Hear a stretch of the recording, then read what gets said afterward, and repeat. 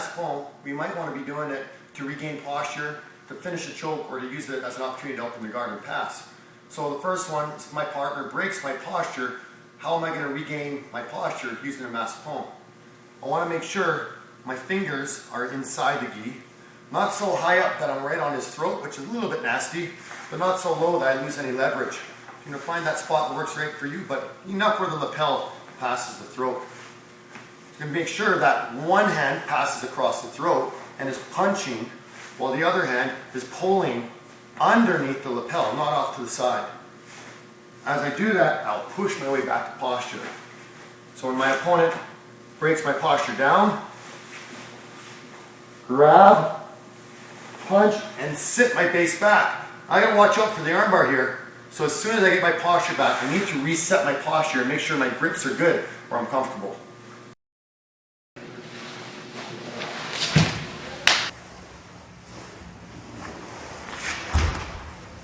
What I'm going to do with the Amassa Poa as a choke, I'm going to have a much better leverage if I stand up and get my weight driving down on my opponent.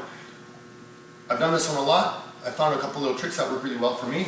When I pop up, I want to make sure my grips are in the same spot as before, and I want to hop up at the same time with my arms straight. When I hop up, I don't want to stay square to my opponent. It's much easier for him to sweep me backwards, start climbing his legs up. If when I hop up, I can turn one knee in front, same arm that's choking, turn that knee and that hip in front, it's going to limit his ability to climb up and his ability to get his hip out. So when I pop up, I'm going to land in this spot. My knee is stopping his hip from moving out laterally, and I'm going to try and keep my knee on top of his hip so he can't climb as easily. The far elbow is going to pull and pinch his hips between my knees to keep it in the same spot. As I'm doing that, I'm going to be punching the ground and pulling back up.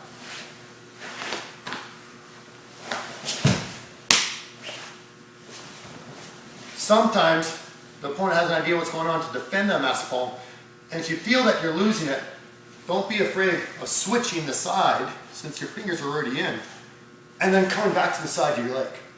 So if Tyson goes to defend this time, I'm going to switch. I'll cut back to the original side.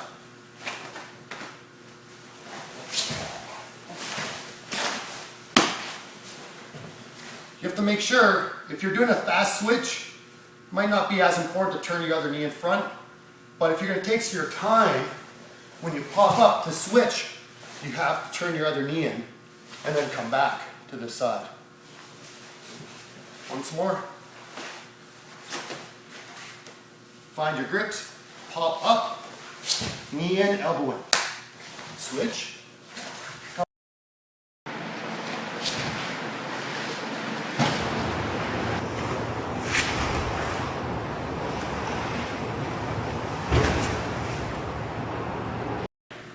If I want to use the Amassa Poa to pass or open his guard, everything's the same as the choke. Only what's going to happen is instead of tapping, my opponent's more likely to open his guard as a last-ditch effort to try and push me away or even attack me with an armbar. When I feel his guard open, the ability to choke him is going to be much, much harder, but it's a great opportunity for me to pass his guard. Grips are the same. I pop up the same way, but because my knee is pushing in, when I feel his guard will open going downwards. My knee pushes his hip down, I posture up and I let go of the choke to bring my knee or my elbow around his knee and my hips forward. I push my knee or his knee downwards, hands on his shoulder to twist them, and switch to my knee on belly position.